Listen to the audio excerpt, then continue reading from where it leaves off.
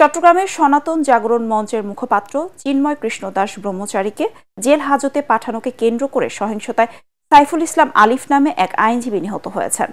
এ ঘটনায় আহত হয়েছেন আরও ৮ জন।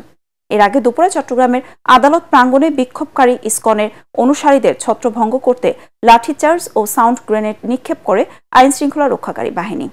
আইনজীবীদের অভিযোগ, বিক্ষোভকারীদের হামলায় আলিফের মৃত্যু হয়েছে। চট্টগ্রাম থেকে আবুল হাসনাতের রিপোর্ট, জানাচ্ছেন Monir Hossain Tapu. Double million offer, Walton fridge কিনে পেতে পারেন 20 লক্ষ টাকা, রয়েছে কোটি কোটি টাকার নিশ্চিত উপহার।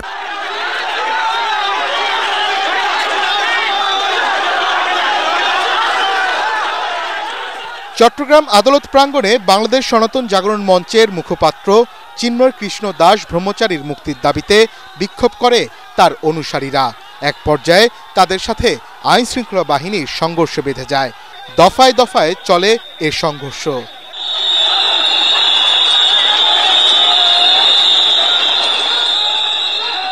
লাঠিচার্জ ও সাউন্ড গ্রেনেড ছুড়ে তাদের ছত্রভঙ্গ করা হয়।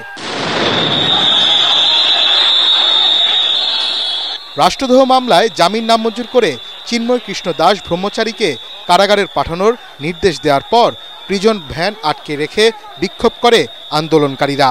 পরে সংঘর্ষের সূত্রপাত হয়। বিজিবি ও পুলিশের করা পাহারায় চিন্ময় দাসকে চট্টগ্রাম কেন্দ্রীয় কারাগারে নিতে অন্য একটি ভ্যানে তোলা হলে প্রায় 3 ঘন্টা সেই প্রিজন ভ্যানটিকে আটকে রাখে বিক্ষোভকারীরা।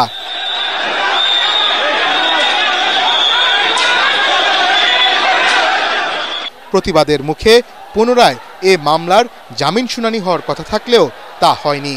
বুধবার শুনানি হওয়ার কথা রয়েছে।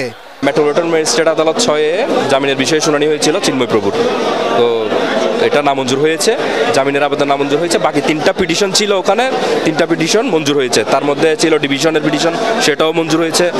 খাবারের বিষয়ে এবং ওষুধের বিষয়ে সেটাও মঞ্জুর হয়েছে। আর ধর্মীয় বিধিবিধান প্রতিপালনের জন্য একটা পিটিশন ছিল, সেটাও মঞ্জুর হয়েছে।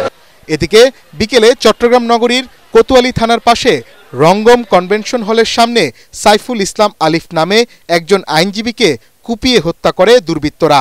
আইনজীবী নেতারা অভিযোগ করেন, বিক্ষোভকারীরা সাইফুল ইসলামকে ধরে নিয়ে হত্যা করে।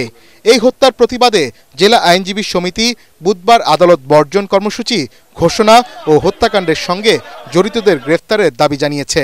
নিয়ে গিয়ে ওরা দূর করে ওই ভিতরে রঙ্গম টাওয়ার এখানে একটা মেতর পট্টি আছে, ওই জায়গায় ওখানে নিয়ে গিয়ে তাকে এই ধারালো অস্ত্র দিয়ে কুপিয়ে হত্যা করছে।